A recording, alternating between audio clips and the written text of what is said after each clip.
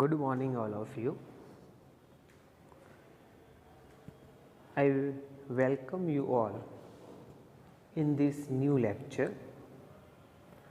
I had already uploaded 3 or 4 video on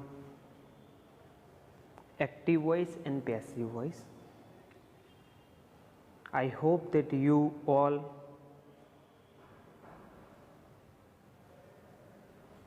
had seen that, or you all would have seen those videos. Those videos are very important, and today I am going to teach you very important aspect in active voice and passive voice. Okay, I had discussed general rules and the rules of tenses in active voice and passive voice in my last 4 videos, but today's video is different, because today I am going to discuss about the 2 objects in the sentence of active voice and passive voice, because till today I taught you about a sentence with one object that you can easily transform active into passive voice. But today, what happen and what should you do if there is 2 objects in your active voice? So how can you transform those sentences into passive voice?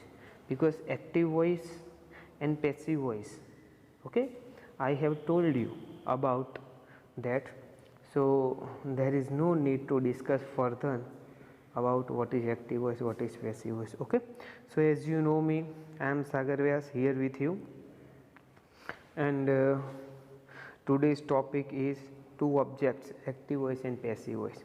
Okay, so let's start. So as you know, I had discussed about the active voice and passive voice in my last 4 videos.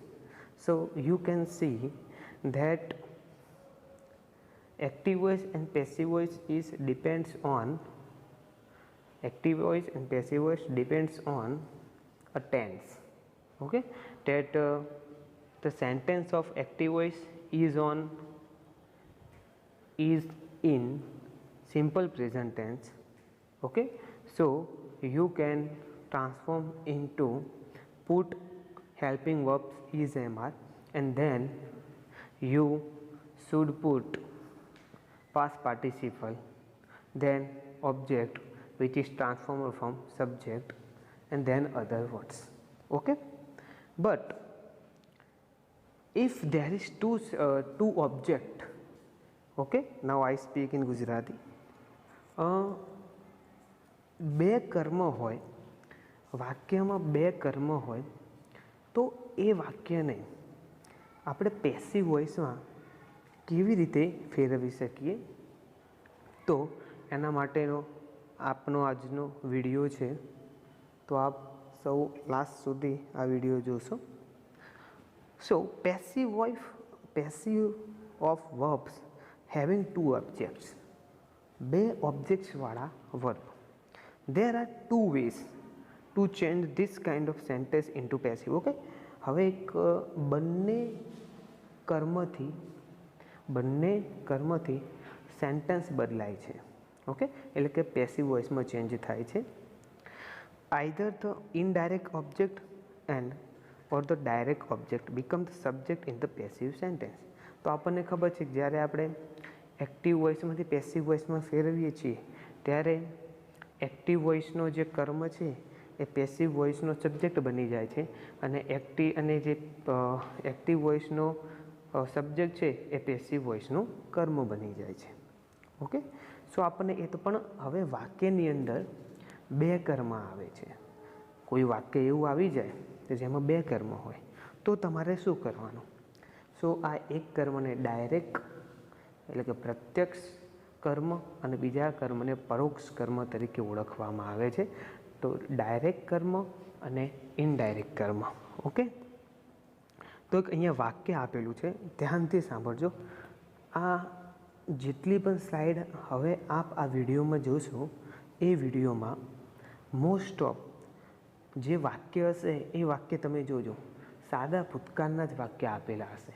Okay, તો સાદા ભૂતકાળનું કોઈ વાક્ય આવે, okay, સો અને એની અંદર 2 કર્મ હોય તો તમે આ રીતે ફેરવી શકો છો. જેમ કે અહીંયા પહેલું વાક્ય છે, She gave us 2 classes this morning. Okay, She gave us 2 classes this morning. હવે તમારે અહીંયા એ પણ યાદ રાખવાનું કે એક કર્મ એ તો આપણને ખબર છે કે જે યુઝ્યુઅલી જે કર્મ આવે છે.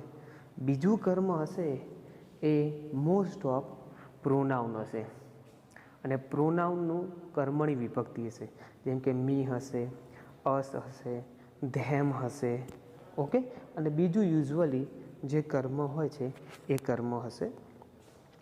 જેમ કે હવે તમે અહીંયા જોઈ લો 2 કર્મ છે તમારી જોડે, એક છે અસ અને બીજું છે 2 ક્લાસીસ. ઓકે, આ 2 કર્મ છે. આની અંદર એક કર્મ ડાયરેક્ટ કર્મ છે અને બીજું કર્મ ઇનડાયરેક્ટ કર્મ છે. હવે તમે 2 ક્લાસીસથી પણ પેસિવ વોઇસમાં વાક્ય બનાવી શકો છો અને અસથી પણ વાક્ય બનાવી શકો છો. ઓકે, પણ તમને ઇઝી વાક્ય કયું પડશે એ હું તમને ડિસ્કસ કરવાનો છું, કહેવાનું છું. હવે જો આપણને ખબર છે કે પહેલાં તો આપણે એક્ટિવ વોઇસમાંથી પેસિવ વોઇસમાં જ્યારે વાક્ય બનાવતા હોઈએ ત્યારે પહેલાં આપણે એક્ટિવ વોઇસના કર્મને કરતા બનાવી લેવાનો. તો અહીંયા તમારી જોડે 2 કર્મ છે. તો ચલો આપણે પહેલાં અસવાળા કર્મથી એટલે કે પ્રોનાઉનના કર્મથી આપણે વાક્ય બનાવીએ.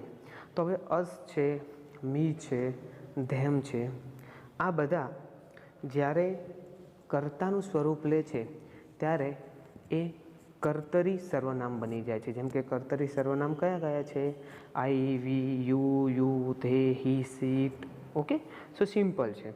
તો આ બધા કર્તરી સર્વનામ છે. હવે અહીંયા અસ છે, અસને જ્યારે આપણે કર્તા બનાવીએ ત્યારે શું બની જશે?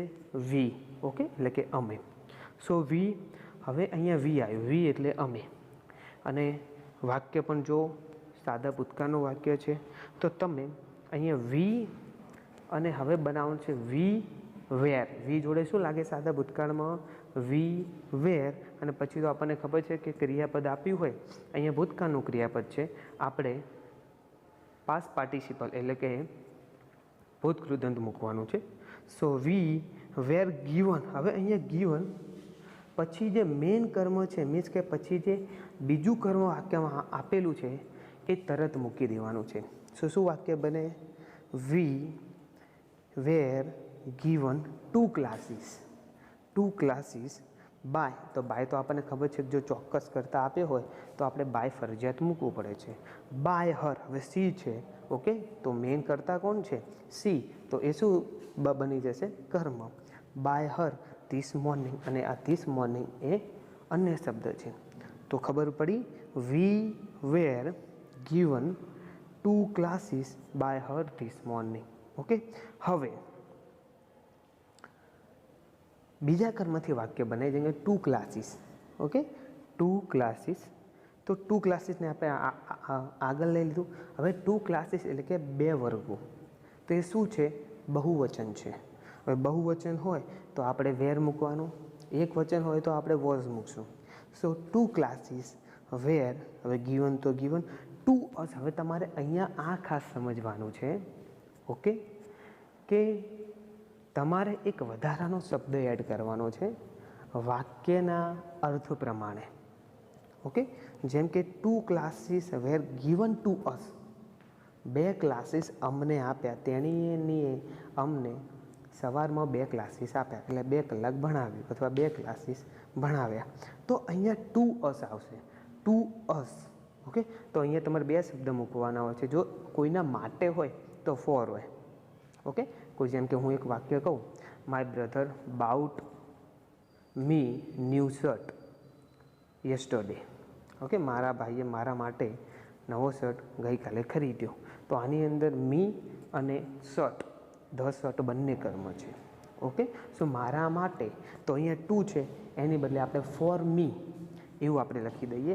તો હું તમને માત્ર એટલું જ સમજાવવા માગીશ કે અહીંયા જે સર્વનામનું કર્મ આપેલું હોય છે એ કર્મમાં જ, એટલે કે સર્વનામનું કર્મ જે આપેલું હોય છે એ કર્મથી જો તમે પેસિવ વોઇસનું વાક્ય બનાવો તો એ તમને સિમ્પલ રહેશે. કેમ કે જો બીજા કર્મથી તમે વાક્ય બનાવ્યું તો તમારે શું કરવું પડશે? ટુ અને ફોરનો ઉપયોગ કરવો પડશે. જેમ કે અહીંયા કરેલો છે કે 2 classes were given to us by her this morning. Okay, I hope તમે દરેક સમજી ગયા છો. ચલો આપણે બીજું વાક્ય જોઈએ છીએ. થોડી ઇમેજ બ્લર છે. ઓકે, મેં દરેક ઇમેજ લીધી છે. 2 objects. તો આપ જોઈ શકો છો, team gave Lisa some flower.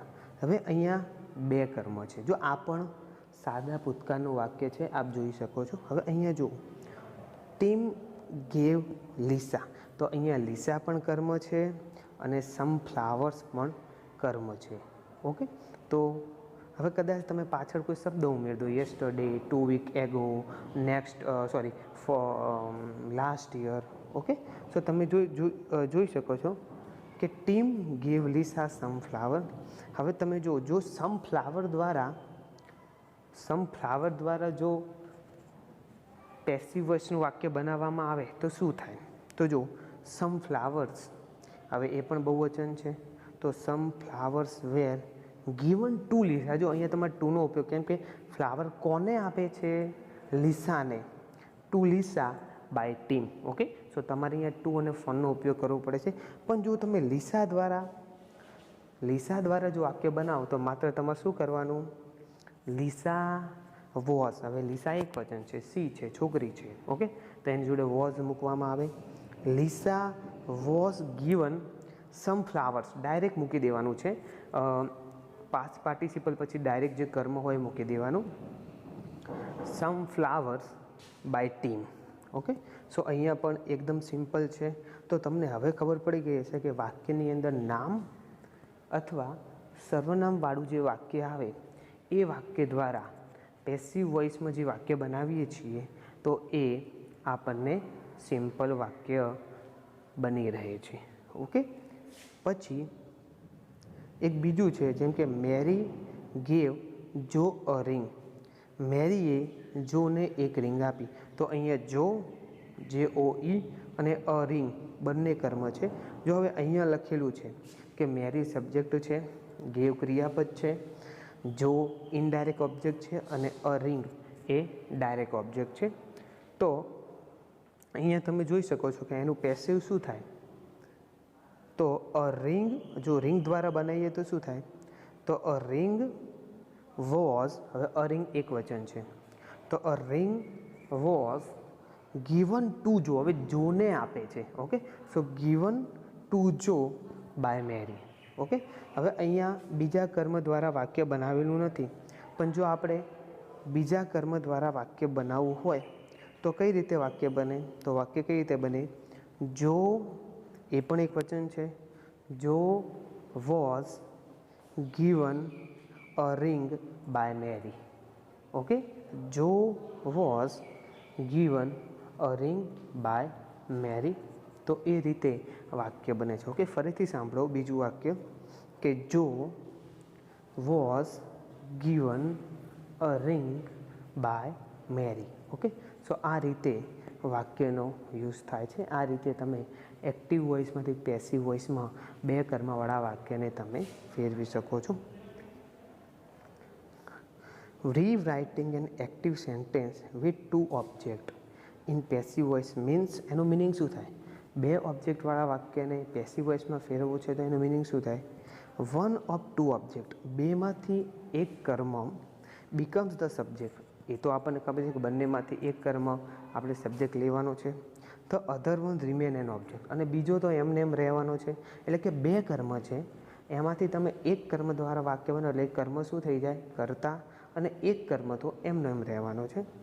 which object to transform into a subject depends on what you want to put and focus on. Okay, અને કયા કર્મ દ્વારા તમારે વાક્ય બનાવવું છે એ તમારા ઉપર ડિપેન્ડ છે. જેમ કે તમે અહીંયા જોઈ શકો છો એક્ટિવ વોઇસમાં શું છે, Rita wrote a letter to me. હવે આ વાક્ય બે રીતે બની શકે. Rita wrote me a letter. આની અંદર તમારે ટુ આપેલું છે એટલે તમારે વાંધો નહીં આવે, પણ જો ટુ ન આપેલું હોય તો આ વાક્ય કેવું બને, Rita wrote me a letter, કે રીટાએ મને લેટર લખ્યો. હવે અહીંયા મી અને અ લેટર બંને કર્મ છે. તો તમે જો અ લેટર દ્વારા વાક્ય બનાવવું હોય તો અ લેટર, હવે કયા કાળમાં છે, સાદા ભૂતકાળમાં. જો બધા સેન્ટેન્સ અત્યાર સુધી મેં કોઈ પણ સેન્ટેન્સ ચલાવે છે બધા એ મોસ્ટ ઓફ એ સાદા ભૂતકાળમાં જ છે. તો અ letter was return to me, જો મને લખે છે ટુ મી બાય રીટા. અને હવે બીજા કર્મથી વાક્ય બનાવીએ તો આઈ વોઝ રિટન, કેમ કે તમને ખબર હશે રાઇટ, વ્રોટ અને એનું પાસ્ટ પાર્ટિસિપલ થાય return. So I was written a letter. જો આ સૌથી તમારા માટે બેસ્ટ છે, કેમ કે એની અંદર તમારે કર્મને આગળ જે બીજો કર્મ હોય એની આગળ ટુ કે ફોર મૂકવું પડતું નથી. So I was written a letter by Rita. Okay, તો એ રીતનું વાક્ય બને છે. Passive with double transitive verbs. Some verbs take two object, direct and indirect. એ તો આપણે વાત થઈ ગઈ કે ડાયરેક્ટ અને ઇનડાયરેક્ટ ઓબ્જેક્ટ હોય છે. Such verbs are called double transitive verbs. અને એવા કર્મને કેવા કર્મ કહેવામાં, એવા ક્રિયાપદને કેવા ક્રિયાપદ કહેવામાં આવે છે, ડબલ ટ્રાન્ઝિટિવ વર્ડ્સ. ઓકે, જેમ કે અહીંયા વાક્ય છે એક્ટિવ વોઇસનું, John told my brother a story. તો અહીંયા પણ બે કર્મ છે, માય બ્રધર અને અ સ્ટોરી. ઓકે, એક વસ્તુ સમજી લો કે તમને વાક્યની અંદર કર્મ શોધતા આવડવું પડે. તમને વાક્યની અંદર કર્મ ક્યાં છે એ શોધતા આવડવું પડે. ઓકે, બે કર્મ છે. જેમ કે હવે આપણે જોઈએ કે John told my brother a story. તો હવે તમે જો માય બ્રધર દ્વારા વાક્ય બનાવો તો માય બ્રધર વોઝ, પૂર્ણ સાદો ભૂતકાળ છે તો વોઝ વેર આવશે, પણ એક વચન છે એટલે વોઝ આવશે. તો માય બ્રધર વોઝ ટોલ્ડ, તો ટેલનું ટોલ્ડ અને ટોલ્ડ એ પણ થશે. તો my brother was told a story. જો માય બ્રધર દ્વારા વાક્ય બનાવ્યું તો તમારે ટુ ફોર કશું મૂકવાનું નથી. Was told a story by John. હવે તમે અ સ્ટોરી દ્વારા બનાવો તો કેવું વાક્ય બને કે અ સ્ટોરી વોઝ, એ પણ એક વચન છે કારણ કે આગળ આર્ટિકલ અ સ્ટોરી આવે એટલે કે એક સ્ટોરી. તો a story was written, a story was told to me, એટલે કે સ્ટોરી મને કહે છે. A story was told to me by my brother. Okay, so આ રીતે તમે વાક્ય બનાવી શકો છો. Okay, a story was told my brother by John. Okay, એ રીતનું વાક્ય બને છે. Okay, some sentences have two object. Okay, આ દરેક ઇમેજ મેં આની જ લીધી છે, ડાયરેક્ટ ઇનડાયરેક્ટની. જેમ કે direct and indirect. Most of the time it is more common to use indirect as a subject. Okay, તો અહીંયા શું કહે છે કે સૌથી વધારે ઇનડાયરેક્ટ કર્મ એ તમારે બનાવવામાં યોગ્ય છે. જેમ કે તમે જુઓ છો એક વાક્ય છે, they sold me there last album. અહીંયા બે કર્મ છે, મી અને ધેર લાસ્ટ આલ્બમ. હવે આ મી દ્વારા જો તમે વાક્ય બનાવો તો કઈ રીતે વાક્ય બને, તો મી જ્યારે કર્તામાં આવે એટલે મી જ્યારે કર્તામાં આવે એટલે આઈ થઈ જાય. સો આઈ હવે સાદો ભૂતકાળ છે. હવે સો SHOW, પછી આવે SHOWED એટલે કે ભૂતકાળનું રૂપ છે. અને પાસ્ટ પાર્ટિસિપલ એટલે કે ભૂતકૃતન શું થઈ જાય, સોન, SHOWN. તો અહીંયા તમારે ખાસ ધ્યાન રાખવાનું. તો I was shown their last album by them. Okay, ધેનું ધેમ થઈ જાય. એ મેં તમને કહ્યું છે આઈનું મી એ જ્યારે આગલા 3-4 વિડીયો ડિસ્કસ કર્યા એમાં મેં આપને જણાવેલું છે કે આઈનું મી થાય, સીનું હર થાય, ઓકે, હીનું હિમ થાય, વીનું અસ થાય અને તેનું ધેમ થાય. ઓકે, હવે જો તમારે ધેર લાસ્ટ આલ્બમથી ધેર લાસ્ટ આલ્બમથી જો વાક્ય બનાવવું હોય તો શું વાક્ય બને? So their last album was shown to me. તો શું બનાવવાનું? To me by them. Okay, so આ રીતે વાક્ય બને. Some sentences have two objects, direct and indirect. દરેક વસ્તુ એકની એ જ આવશે. જેમ કે the teacher gave the student a book. હવે અહીંયા બે કર્મ છે, ધ સ્ટુડન્ટ અને અ બુક. ઓકે, સો ચલો વાક્ય કઈ રીતે બને? તો આપણે ધ સ્ટુડન્ટ દ્વારા વાક્ય બનાવીએ. તો ધ સ્ટુડન્ટ એક વચન છે, was given a book by the teacher. Okay, એ રીતનું વાક્ય બને. હવે અ બુક દ્વારા જો વાક્ય બનાવીએ તો a book was given to the student by the teacher. Okay, એ રીતે વાક્ય બનશે. Rewriting an active sentences with two object in passive voice means that one object become the subject and the other remain object. Okay, મેં તમને હમણાં જ વાત કરી. આ વાક્ય પણ એવું છે, Rita wrote a letter to me. So a letter was written to me by Rita and I was written a letter by Rita. Okay, so એ રીતનું વાક્ય બને છે. પછી ટુ ઓબ્જેક્ટ એનું એ જ છે, American universities offer young scientist the best opportunity four research. Okay, so young scientist શું કહે છે અહીંયા? આ એક આખું વાક્ય છે, તમે જોઈ શકો છો કે the best opportunities for research. Okay, આ થોડું લાંબુ છે, આમાં ધ્યાન આપજો કે the best opportunities for research આખું છે કર્મ. હવે આમાં આપણે કટકા કરવાના નથી, આ સ્લાઇડમાં ધ્યાન આપજો. આખું કર્મ છે કે the best opportunities for research are. જો ઓપોર્ચ્યુનિટીઝ એટલે બહુવચન છે અને સાદો વર્તમાન કાળ છે. R offered. ઓકે, ઓફરનું થઈ જશે ઓફર્ડ ટુ યંગ સ્ટુડન્ટ્સ. જો to young students by American universities. હવે બીજી રીતે વાક્ય બનાવીએ તો young students are offered the best opportunities for research by American university. એટલે યંગ સ્ટુડન્ટ દ્વારા વાક્ય બનાવવું એ તમને સિમ્પલ અને સાદું પડશે. Two objects in an active sentence. Okay, passive voice also known as a passive sentence. Passive voice એક પેસિવ સેન્ટેન્સ તરીકે ઓળખાય છે. Contain a direct and indirect object. Two possible active sentence are two possible passive sentence. Sentence તો અહીંયા એક sentence તમને આપેલું છે કે the professor gave the student the books. Okay, તો અહીંયા બે કર્મ છે. કયા કયા? હવે તમને કર્મ ઓળખતા આવડી જવું જોઈએ. જેમ કે the professor gave the student the book. તો ધ સ્ટુડન્ટ્સ અને ધ બુક. ઓકે, આ છે આ છે કર્મ. તો ચલો આપણે ટ્રાય કરો. ચલો ધ સ્ટુડન્ટ દ્વારા આપણે વાક્ય બનાવીએ તો ધ સ્ટુડન્ટ્સ. હવે જો અહીંયા ભૂલ છે, કાં તો સ્ટુડન્ટ્સ હોય ઓકે તો ધ ના આવે, સ્ટુડન્ટ્સ હોય તો ધ ના આવે, કેમ કે બહુવચનમાં આર્ટિકલ ન વપરાય. તો આપણે ચલો એકલું સ્ટુડન્ટ લઈએ તો કદાચ આપણે કોઈ પર્ટિક્યુલર સ્ટુડન્ટ લઈએ તો ધ સ્ટુડન્ટ, ફરીથી સાદો ભૂતકાળ, was given the books by professor. અને જો આપણે ધ બુક્સથી વાક્ય બનાવીએ તો ધ બુક વોઝ, આપણે બંનેને એક જ વચનમાં લઈશું. The book was given to students by professor.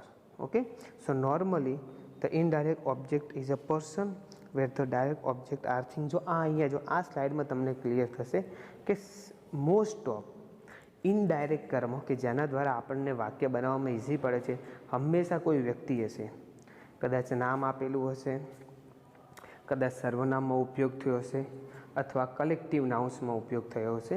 Okay, પણ વ્યક્તિ હશે. ઓકે, અને જે ડાયરેક્ટ કર્મ છે ઓકે એ હંમેશા વસ્તુ હશે.